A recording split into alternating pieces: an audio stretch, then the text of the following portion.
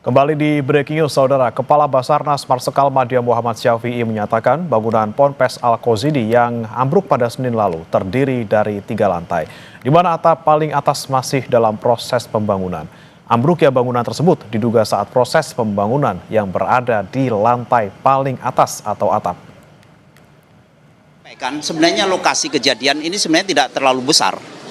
Tapi yang perlu saya sampaikan bahwa reruntuhan ini ditimbulkan dari bahwa gedung ini ada lantai dasar, lantai 1, lantai 2, lantai 3, dan saat ini kemarin sebelum adanya kejadian itu lantai 4 sedang dilaksanakan pembangunan. Sehingga dengan beban yang mungkin di situ sudah tidak seimbang sehingga terjadilah runtuh ini. Nah, pada saat runtuh inilah sebenarnya tipe reruntuhan ini sudah dalam istilah SAR itu sudah tipe pancake, di mana lantai 1 sampai lantai 4 ini tertimbun menjadi satu tumpukan. Nah, dari situlah memungkinkan di mana korban ini pada saat itu waktunya bersamaan dengan sholat asar, mereka berkegiatan sholat, pada saat runtuh sangat memungkinkan masih ada celah-celah mereka tertimbun tapi masih ada space. Kita pantau bagaimana kondisi korban yang berada di RSUD Sidoarjo, Jawa Timur bersama jurnalis Kompas TV Andi Mas Budi dan juru kamera Ismail Hasan. Selamat pagi, Andi Mas. Ada berapa korban yang saat ini masih dirawat di sana? Baik, Bremene dan juga saudara, memang untuk di RSUD Notopuro, Kabupaten Sidoarjo, sejak kemarin malam ada tambahan 5 korban dari runtuhnya bangunan di Pondok Pesantren Al-Qozidi, Buduran, Sidoarjo. 5 korban ini salah satunya adalah bernama Syekh Lendra Haikal, berasal dari Probolinggo, yang sampai saat ini untuk Syekh Lendra Haikal harus mendapatkan penanganan di instalasi gawat darurat, karena memang untuk Syekh Lendra ini mengalami luka pada otot yang karena tertimbun selama berhari-hari sehingga harus mendapatkan penanganan khusus. Namun pihak rumah sakit memastikan untuk keseluruhan korban yang kemarin 5 orang ini dilarikan ke RSUD Notopuro semakin membaik. Sementara itu sampai saat ini total ada 13 korban yang masih menjalani rawat inap di RSUD Notopuro. Sementara itu memang tim SAR kemarin malam telah berhasil mengevakuasi 7 korban, 5 diantaranya berhasil selamat dan dilarikan ke RSUD Notopuro, sementara 2 lainnya dalam kondisi meninggal dunia dan harus dibawa ke posko postmortem Rumah Sakit Siti Hajar Sidoarjo. Sementara itu untuk 2 korban yang meninggal dunia adalah Raffi Catur Okta berusia 17 tahun dan juga Muhammad Agus Baidillah 14 tahun. Keduanya ini berasal dari Surabaya, Jawa Timur. Namun untuk Raffi itu dimakamkan di Kecamatan Tanggul, Kabupaten Jember. 2 jenazah semalam sudah diberangkatkan ke rumah duka masing-masing. Bagaimana?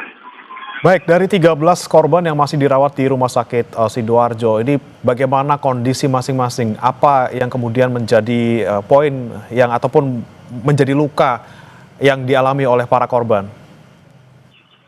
Tentu saja bagaimana untuk 13 korban yang masih menjalani rawat inap di Rumah Sakit Umum Daerah Notopuro masih mengalami sedikit trauma.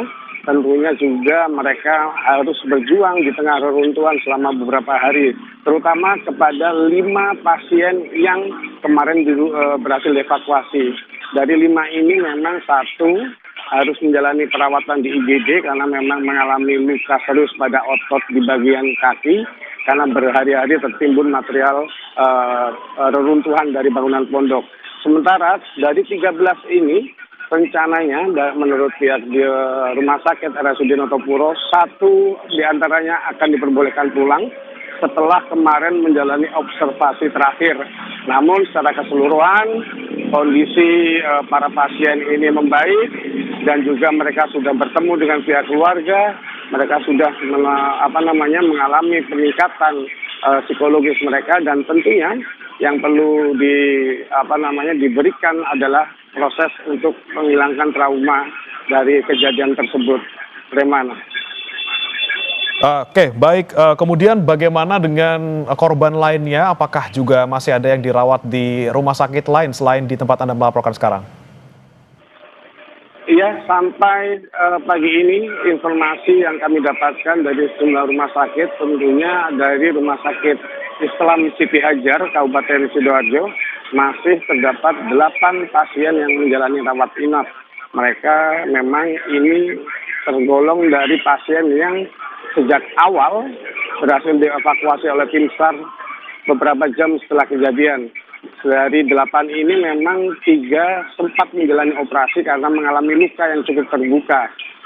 Untuk Rumah Sakit Siti Hajar sendiri di Kabupaten Sidoarjo, total sampai saat ini itu mendapatkan kiriman pasien ataupun korban sebanyak 54 orang. 3 diantaranya meninggal dunia, 1 dirujuk ke Rumah Sakit Mojokerto, dan sampai sekarang tersisa masih 8 yang dilakukan rawat inap. Sementara untuk di RSUD Notopuro tempat kami melaporkan, ini total ada 45 pasien yang sudah dirawat dan sampai detik ini tersisa 13 yang masih menjalani rawat inap. Bagaimana? Baik, Adimas, sampai hari ini mungkin dan juga kemarin, apakah sudah ada otoritas yang datang ke sana, paling tidak untuk menjenguk maupun memberikan pernyataan terkait dengan korban luka-luka maupun meninggal dunia akibat insiden ini? Iya, seperti kita ketahui memang pada hari Rabu kemarin, Menteri Sosial Saifullah Yusuf telah berkunjung ke Rumah Sakit Umum Daerah Notopuro, Kabupaten Sidoarjo untuk menjenguk para korban. Mensos memastikan ada sedikit bantuan terhadap para korban. Sementara itu rencananya, dari informasi yang kami terima, Menko PMK hari ini juga akan melakukan kunjungan untuk meninjau para korban, terutama di rumah sakit, baik itu di Rumah Sakit Siti Hajar Kabupaten Sidoarjo maupun di RSUD Notopuro. Baik, Andi Mas tadi ada sebutkan bahwa memang 13 korban yang dirawat di Rumah Sakit Umum Daerah Sidoarjo ini rata-rata dalam kondisi stabil, tapi bagaimana dengan kondisi psikologis mereka sejauh ini? Apakah kemudian mendesak untuk memang dilakukan pendampingan psikologis atau seperti apa? Betul sekali, bagaimana untuk kondisi psikologis ini yang menjadi penanganan lanjutan dari pihak terkait, karena memang kondisi para pasien ini berhari-hari ataupun selama ini mengalami musibah yang begitu besar. Mereka terus bertahan hingga mereka, namun sampai saat ini dari informasi yang tadi kami berbincang dengan salah satu orang tua ataupun keluarga korban, menyampaikan salah satu pasien ataupun salah satu korban ini sempat mengigau saat tidur malam. Mereka berteriak-teriak seperti masih ketakutan. Nah, hal inilah yang nantinya akan dilakukan tindak lanjut untuk pendampingan psikologis. Bagaimana?